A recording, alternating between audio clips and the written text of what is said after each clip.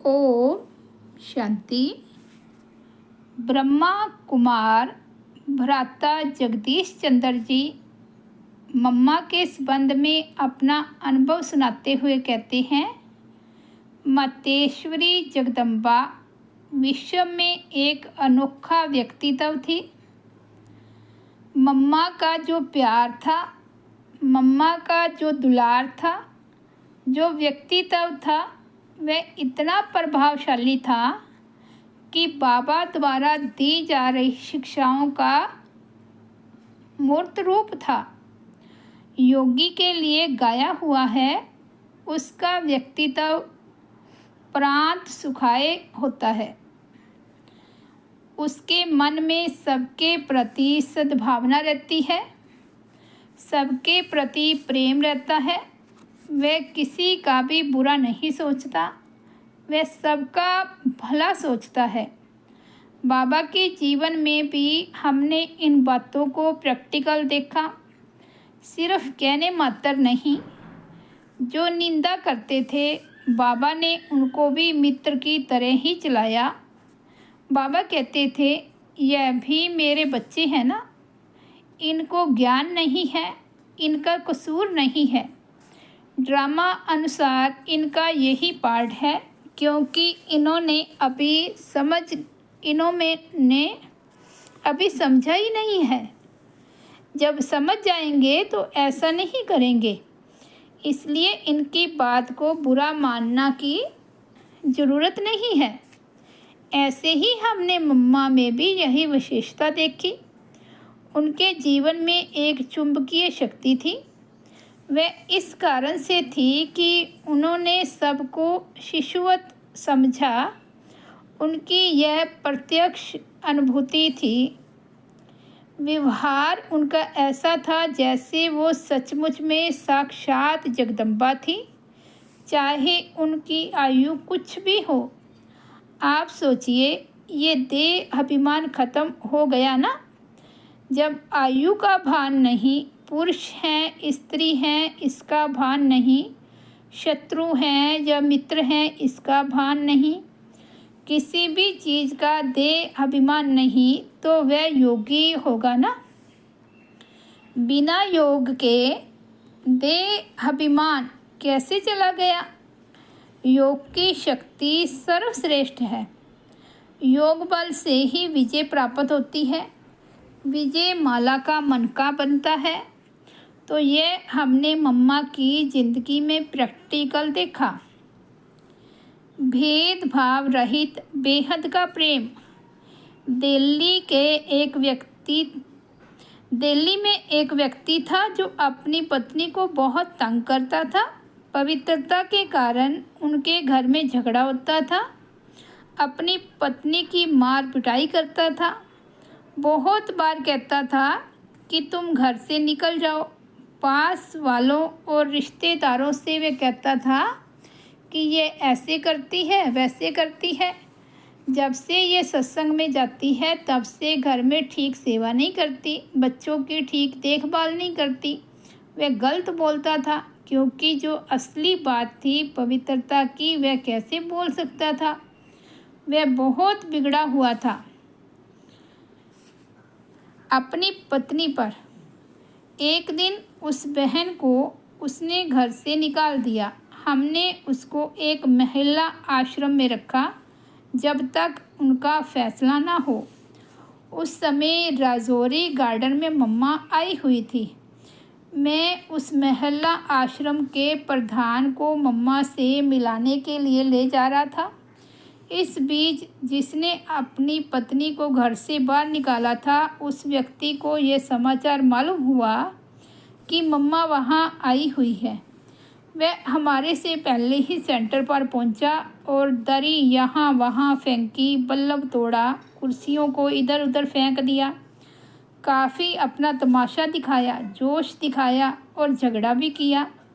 वह बोलने लगा, मम्मा कहाँ है, मम्मा से मेरी बात कराओ।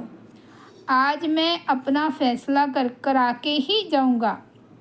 बहनें तो डर गई कि ये वह झगड़ा करने आया है, हम कैसे उनको शांत करें। कोई भाई उस समय नहीं था। मम्मा सबसे ऊपर की मंजिल पर थी। उसने फिर बोला, मम्मा कहाँ है? आप लोगों ने मम्मा को छिपा कर रखा है, बाहर क्यों नहीं आती? मुझे उनसे बात करनी है, मेरे से बात कराओ। बहनों ने कुछ सुना नहीं तो वह अपने आप उस मकान में घुसा और मम्मा को ऊपर नीचे ढूंढा, लेकिन उसको कहीं मम्मा नहीं मिली। आखिरकार वह सबसे ऊपर की मंजिल पर गया। वहाँ एक चारपाई थी और एक कुर्सी थी। कुर्सी पर मम्मा बैठी थी। जब वह व्यक्ति वहाँ गया तो मम्मा कुर्सी से उठी और चारपाई पर बैठ गई। मम्मा ने उससे कहा, आओ बच्चे आओ, बैठो, कैसे आए हो? बहुत प्यार से उसको कहा, आओ बच्चे कुर्सी पर बैठो। मम्मा के इन शब्दों को सुनते ही वह पानी पानी हो गया और सच्चे मन से मम्मा माँ कहने लगा। वह अपना प्रश्न ही भूल गया, केवल माँ माँ माँ कहता रहा। मम्मा कहने लगी, बोलो बच्चे कैसे आना हुआ? वह कहने लगा, कुछ नहीं माँ, कुछ नहीं। वह मम्मा से इतना प्रभावित हुआ कि वह शांति और आनंद की अनुभूति में खो गया। मम्मा ने उससे कुछ कहा नहीं था, सिर्फ कहा था कि कैसे आना हुआ। फिर मम्मा ने कहा, आओ बच्चे यहाँ बैठो कुर्सी पर। वह बड़ी नम्रता से कहने लगा, नहीं माँ, मैं यही नीचे बैठूँगा, वही ठीक है। मम्मा ने फिर कहा तो वह कुर्सी पर बैठ तो गया, लेकिन जब अपनी बात बताने का समय आया तो बता नहीं पाया। मम्मा को देखता रहा, शांति से देखता रहा। मम्मा ने भी उसको दृष्टि दी। उस दृष्टि से उसको बहुत लाभ हुआ और अनुभव भी हुआ। फिर वह वहाँ से चला गया। बाहर जाकर बोलने लगा कि मम्मा तो बहुत अच्छी है। वह मम्मा के मातृत्व से इतना प्रभावित हुआ कि उसका मन बहुत हल्का हो गया और कहने लगा कि मम्मा कितनी महान है। उसका मन परिवर्तित हो गया।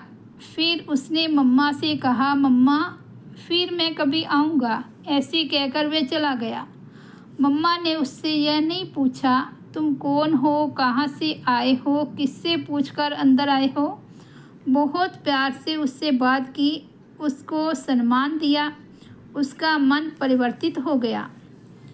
अपना हो या पराया, सब कहते थे यह मेरी माँ है। उन दिनों में कई लोग बाबा की भी निंदा करते थे। यज्ञवश अपनी निंदा तो सुन लेता है, चलो उसके बाद संस्था की निंदा करे तो भी बर्दाश्त कर लेता है।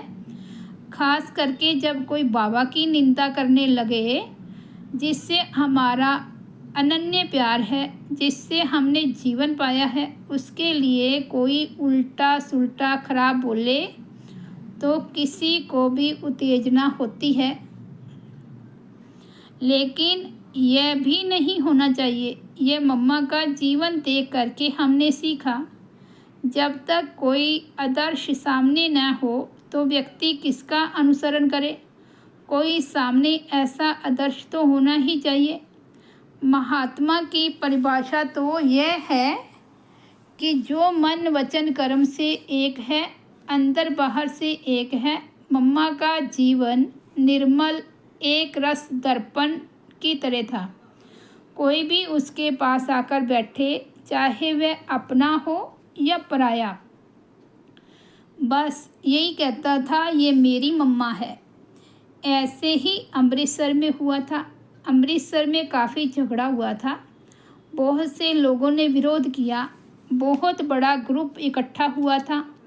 हम लोगों को तार आया कि आप लोग जल्दी पहुंचो। फिर मैं भी वहां पहुंचा और बृजमोहन भाई जी के पिताजी भी वहां पहुंचे।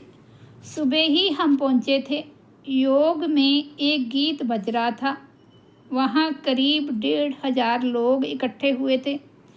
वह लोग बाहर खड़े होकर वह गीत सुन रहे थे। दरवाज़ा बंद था। वह लोग बार बार दरवाज़ा खटखटा रहे थे कि हमें अंदर आने दो, हमें मतेश्वरी जी से बात करनी है। बहनें अंदर बैठी थी, उन्होंने दरवाज़ा नहीं खोला। आखिर उन लोगों ने दरवाज़ा तोड़ दिया। तब बहनों ने कहा कि अभी मतेश्वरी जी आप लोगों से नहीं मिलेगी। वे और बिगड़ गए। हम इतने लोग आए हैं तो भी वे कैसे नहीं मिलेगी? हमें सिर्फ 5 मिनट मिलना है। अब नहीं मिलेगी तो कब मिलेगी? बाद में आप कहेंगे कि वह चली गई, इसलिए हम मिलकर ही जाएंगे।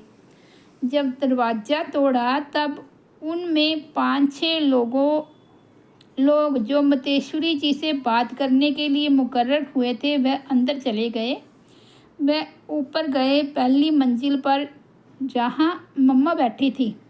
वहाँ क्लास भी होती थी और योग भी होता था। मम्मा वहाँ योग में बैठी थी। वहाँ एकदम गहन शांति थी। कोई हलचल नहीं, कोई घबराहट नहीं,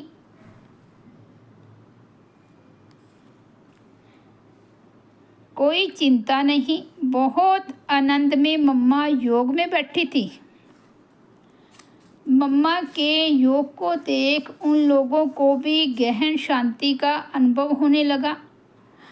उनमें भी कोई जोश नहीं, कोई आवेश नहीं। वह लोग जाकर मम्मा के सामने बैठ गए। वह भी धार्मिक भावना वाले होने के कारण सोच रहे होंगे कि मतेश्वरी ध्यान में बैठी है, उनको बांधा ना डाले। वह मम्मा को देखते रहे। आंखें तो खुली हैं, हिलती नहीं है और स्थिर हैं। उनको भी बड़ा आनंद आया। सारे कमरे में शांति के प्रकंपन हैं। उनको अनुभव हुआ कि यह तो पवित्र है, कमल पुष्प समान है, कमल निवासिनी है।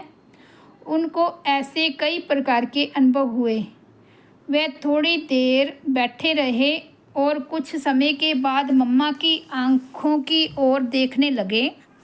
मम्मा के नेत्रों से नूर ही नूर दिखाई पड़ता था, जैसे कोई टॉर्च की लाइट फेंक रहा हो। मम्मा के चारों तरफ तो प्रकाश ही प्रकाश उनको दिखाई पड़ता था। ये क्या है वह समझते तो नहीं थे, परंतु इतना तो समझ लिया कि इनके पीछे बहुत बड़ी साधना की शक्ति है। इन्होंने साधना की है, वरना कोई सामान्य महिला अनजान व्यक्तियों को देख डर जाएगी अथवा ज़ोर ज़ोर से चिल्लाएगी अथवा झगड़ा करेगी। परंतु यह तो एकदम शांत है, निश्चल है। शांति की शक्ति से मम्मा ने उनको शांत कर दिया। उस समय शांति की शक्ति देने की ज़रूरत थी और कुछ बोलने की आवश्यकता नहीं थी। उन निर्बल आत्माओं को मम्मा ने शांति की शक्ति दी। वे कुछ देर बैठे रहे। उनको लगा कि अब कुछ बोलना भी नहीं चाहिए।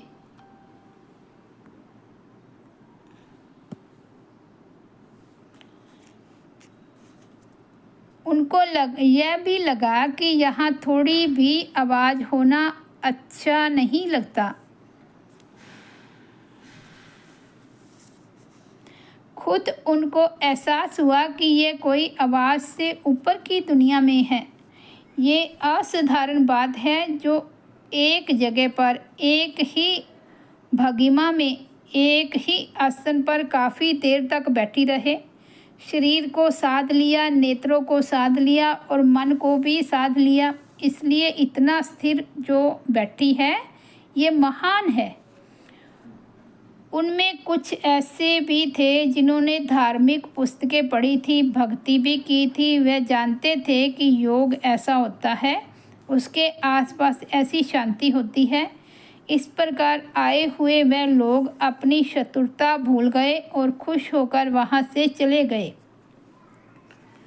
पुरुषार्थ का अर्थ। आज भी बाबा हमसे बार बार कहते हैं, बच्चे आपके योग की अवस्था ऐसी हो जिससे मनसा सेवा कर सको। अंत में ऐसी ही सेवा होगी। लोग बहुत घबराए हुए, दुखी, अशांत होंगे। आप दृष्टि देकर उनको शांति की शक्ति देना। मम्मा के जीवन में तो इन सब प्यारी अवस्थाओं को हमने देखा। बाबा ने मम्मा को कोई बात बार बार नहीं कही। यही मम्मा की विशेषता थी कि बाबा ने जब कोई एक शिक्षा दी, दोबारा कहने की ज़रूरत बाबा को नहीं रही। जी हाँ कह के मम्मा ने उसको अपने जीवन में लाया। इसको कहते हैं पुरुषार्थ। मम्मा खुद मुरली सुनाती थी, अपनी वाणी चलाती थी तो कहती थी कि जब आप कहते हो कि मैं पुरुषार्थी हूँ, तो आप यह पुरुषार्थी शब्द किस भाव से कहते हो, किस प्रसंग में कहते हो। जब आपसे कोई गलती हो जाती है, नुकसान हो जाता है, तो दूसरे को कहते हो भाई मैं अभी पुरुषार्थी हूँ ना। गोवा आप पुरुषार्थी शब्द का भाव ये लेते हो कि पुरुषार्थी माना जिसमें कमियां हो, कमजोरियां हो, गलती व भूल करना रहता हो। ये पुरुषार्थ का मतलब नहीं है। पुरुषार्थी सच्चे अर्थ में उसको कहा जाता है जिसको एक बार कोई बात समझाने के बाद फिर दोबारा समझाने की ज़रूरत ना रहे। यह है सच्चा पुरुषार्थ। ऐसा पुरुषार्थ करना है, यह हमने प्रैक्टिकल उनके जीवन में देखा। बाबा ने जो भी शिक्षा दी उसे उन्होंने उसी तरह से पालन किया और आचरण में लाया। बाबा के समीप्य का आधार परिवर्तन। बाबा ने उनको निमित्त बनाया क्योंकि मम्मा ने थोड़े समय में उन गुणों को अपने जीवन में धारण कर लिया जिसको धारण करने में अभी तक सब लोग लगे हुए हैं। संस्कार बदलना चाहते हैं, बदलते नहीं हैं। मम्मा ने बड़ी जल्दी से अपने संस्कारों को परिवर्तन कर लिया। ये कमाल थी मम्मा की। दृढ़ निश्चय कैसे? मम्मा का निश्चय बहुत दृढ़ और अटूट था। निश्चय के भी कई प्रकार होते हैं। हर एक का निश्चय एक जैसा नहीं होता। कई मानते हैं कि शिव बाबा आ गए हैं, दुनिया बहुत खराब हो चुकी है, यह वह सारी बातों में निश्चय होगा, लेकिन इस दुनिया का विनाश हो जाएगा, ये कैसे होगा? उन्हें समझ में नहीं आता। कल्प की आयु 5000 वर्ष है, तो कई लोग कह देते हैं इन बातों में अभी तक हमारा निश्चय नहीं है। वे क्लास में रोज़ आते हैं, मुरली रोज़ सुनते हैं, हम बाबा के बच्चे हैं यह भी कहते हैं, लेकिन 100% निश्चय हो जिसको संपूर्ण निश्चय कहा जाता है, उनमें वह नहीं रहा होता है। एक है संपूर्ण निश्चय, दूसरा है दृढ़ निश्चय। मम्मा अभी अपने उस निश्चय से हिली नहीं। इस ज्ञान में भी बहुत प्रगति आती गई। कोई कह सकता है कि थोड़ा थोड़ा अंतर आता गया। पहले सब इतनी गहरी बातों को, महीन बातों को समझ नहीं सकते थे, तो बाबा ने पहले पहले जो बातें बताई और बाद में जो बातें बताई उसमें अगर कोई ध्यान दे तो थोड़ा थोड़ा अंतर है। मिसाल के तौर पर पहले ये कहा जाता था कि आत्मा अंकुष्ट रूप है।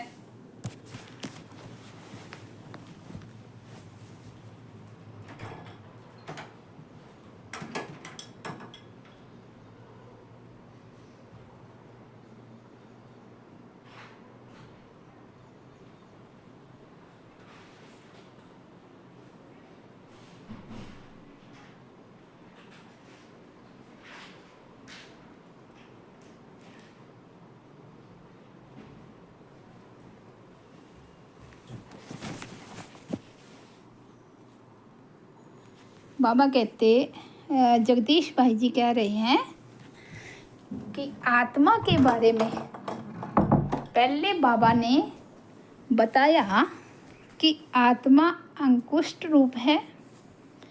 अब बाबा ज्योति बिंदु स्वरूप कहते हैं।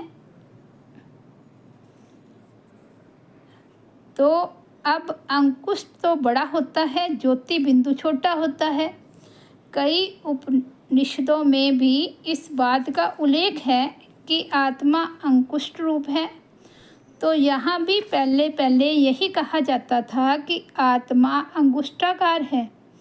फिर यह समझाया गया कि आत्मा बहुत सूक्ष्म है, अंगुष्ठ रूप कैसे हो सकती है। कई लोगों का मानना है कि आत्मा के कई शरीर हैं। एक तो यह स्थूल शरीर है, फिर सूक्ष्म शरीर है जो मन बुद्धि संस्कार का है, फिर है कारण शरीर। कारण शरीर क्या होता है? कहते हैं जो जन्म जन्मांतर हमने कर्म किए हैं उसका सार रूप से एक शरीर बना होता है। उनका मानना है कि व्यक्ति को कुछ भी होता है तो वह कारण शरीर से शुरू होता है। अटल निश्चय कैसे? एक बार मम्मा को कोर्ट जाना पड़ा। एक छोटी सी कन्या, इतने बड़े बड़े लोग वहाँ बैठे थे। उनके सामने मम्मा से कोर्ट में यह प्रश्न पूछा गया कि दादा लेखराज सबको गोद में क्यों लेते हैं? तो मम्मा ने कहा वो हमारे पितामह हैं। पिता अगर बच्चे को गोद में लेता है तो क्या गलत करता है? कमाल है, आप यह प्रश्न पूछते हैं। क्या यह प्रश्न शोभता है? आप भी बाप हैं, आपने कभी अपने बच्चों को गोद में नहीं लिया? ऐसे मम्मा ने कड़केदार जवाब दिया। कोई संकोच नहीं किया, कोई लज्जा नहीं। क्यों? क्योंकि उनको मालूम था कि बाबा का मन इतना निर्मल है, कितना शुद्ध है, और उनकी गोद तो स्वर्ग से भी बढ़कर है। जो उनकी गोद में जाता है वह ईश्वरीय वर्षे का हकदार हो जाता है। तो ये निश्चय उनका अटल रहा। अपने निश्चय से वह कभी टली नहीं। कई बार कई लोग जान बचाने के लिए कुछ इधर उधर की बातें कह देते हैं। वे कहते हैं कि बाद में देखी जाएगी, बाद की बात बाद में देखी जाएगी। अभी फ़िलहाल हम मुश्किल में पड़े हुए हैं तो अभी ऐसा कह दो वैसा कह दो। लेकिन मम्मा में ऐसा नहीं था। शक्ति रूपा जिसको कहा जाए वह शक्तिशाली निश्चय मम्मा का था। तो दृढ़ निश्चय, संपूर्ण निश्चय, अटल निश्चय और शक्ति से भरपूर निश्चय मम्मा का था। हर एक अपने अपने निश्चय को देखे, क्या उसमें यह सारी बातें हैं? कभी मम्मा के जीवन में कोई ऐसी बात नहीं आई जो उसका निश्चय थोड़ा डावाडोल हो। जैसे कई लोग कहते हैं कि संपूर्ण ब्रह्मचर्य का पालन करो तो दुनिया कैसे चलेगी। बात तो ठीक है, कैसे चलेगी दुनिया, जबकि हम खुद इस तरीके से पैदा हुए और लोगों को कहे कि तुम इस बात को ना किया करो, ये कैसे कहें? वे इतना डटकर यह पवित्रता की बात नहीं कर सकते। लेकिन मम्मा बहुत डटकर जवाब देती थी। कई दफ़ा लोग उनसे कहते थे कि जिसने लड्डू नहीं खाया है उनको स्वाद का क्या पता। तो आप कन्याओं को क्या पता कि गृहस्थ में क्या मज़ा है, घर परिवार में क्या मज़ा है। आप लोगों को कुछ असंभव तो है नहीं, आप लोगों को कुछ अनुभव तो है नहीं। तो मम्मा कहती थी तुम्हारा मतलब यह है कि एक का हाथ जल गया हो तो हम भी हाथ जलाकर देखें कि हाथ जलाने से क्या होता है। अरे एक ने हमारे सामने अनुभव किया, हम देख रहे हैं कि हाथ जलाने से क्या नतीजा निकला, तो हम भी जला के देखें क्या। तुम विकारी हो ना, तुमने क्या सुख पाया, बताओ क्या सुख पाया। बेधड़क होकर मम्मा बात कहती थी और संपूर्ण निश्चय से। तो यह मम्मा की एक बहुत बड़ी विशेषता थी।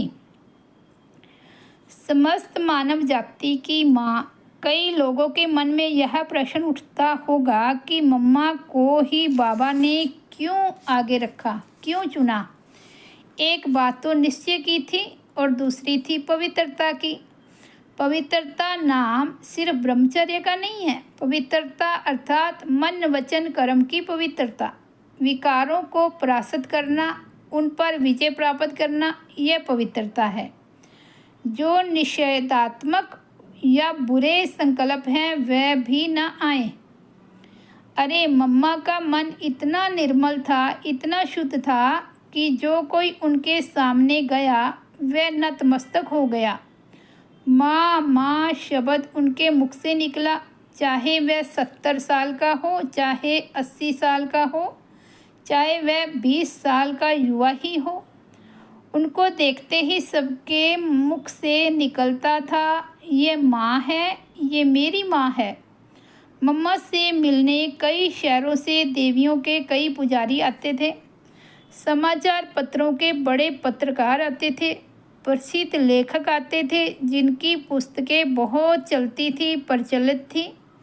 मम्मा से मिलने जब आए तो वे दंडवत प्रणाम करने लगते थे, दंडवत हो जाते थे। घुटनों के बल, टांगों के बल लेट गए, छोटे बच्चों की तरह माँ माँ कहते रहे, आंखों से आंसू बहते रहे। क्या बात थी, क्या जादू था, ये हमने अपनी आंखों से देखा कि मम्मा का कितना प्रभाव था, उनके व्यक्तित्व का कितना प्रभाव था, उनके जो मानसिक प्रकंपन थे उनका लोगों पर कितना प्रभाव पड़ता था। मम्मा को देखकर उनको लगता था कि ये संस्था अच्छी है, इन लोगों की धारणाएं अच्छी हैं। जैसे बाबा कहते कि आप बच्चे बाबा के शोकेस के शो पीस हो, तो मम्मा एक सैंपल थी। मम्मा के प्रति बाबा का असीम प्यार और सम्मान।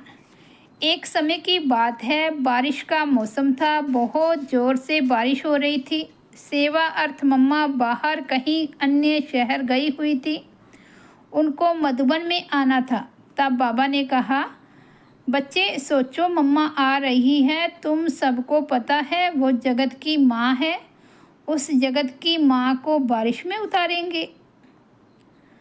उस समय अब आबू में बहुत बारिश होती थी। सुबह मम्मा को पहुंचना था। बाबा ने कहा, सुबह तक यह आंगन में एक शेड जैसा बना दो जिसके नीचे टैक्सी आ जाए और मम्मा उतरकर अपने कमरे में चली जाए। मम्मा के लिए बाबा के मन में बहुत ऊंची भावना थी। जब मम्मा सेवा अर्थ बाहर जाती थी तो बाबा उनको आबू रोड रेलवे स्टेशन तक छोड़ने जाते थे। बाबा शिक्षा दाता है और सर्व बच्चों को सिखाने के लिए ही खुद करके दिखाते थे कि अपने से बड़ों का रिगार्ड कैसे करें, किसका ध्यान इस यज्ञ में है, उनके प्रति आपके उद्गार, आपकी भावनाएं, आपका बोलना चलना, आपका व्यवहार क्या होना चाहिए, ये बाबा करके हम बच्चों को सिखाते थे। मम्मा ने कैसे अपने संस्कार बदले। शिव बाबा शिक्षादाता है, सद्गुरु है, तो उनसे जो शिक्षा मिली मम्मा ने उसको जीवन में धारण किया। मम्मा का जो शरीर था या प्रकृति थी या उनका जो चेहरा था वह बहुत सेवा करता था। मम्मा की पवित्रता के प्रकंपन बड़े शक्तिशाली थे जो मनसा सेवा करते थे। हम भी अपने में वैसी अवस्था लाएं, ये मैं कहना चाह रहा था और यही मम्मा की आश थी हम सब बच्चों के प्रति। तो हम मम्मा की इस आश को अवश्य पूरे करेंगे। हम भी अपने चेहरे और चलन से सभी को पवित्रता के प्रकंपन देंगे, मनसा सेवा करेंगे। तो ऐसी हमारी माँ को शत शत नमन है, शत शत नमन है। ओम शांति।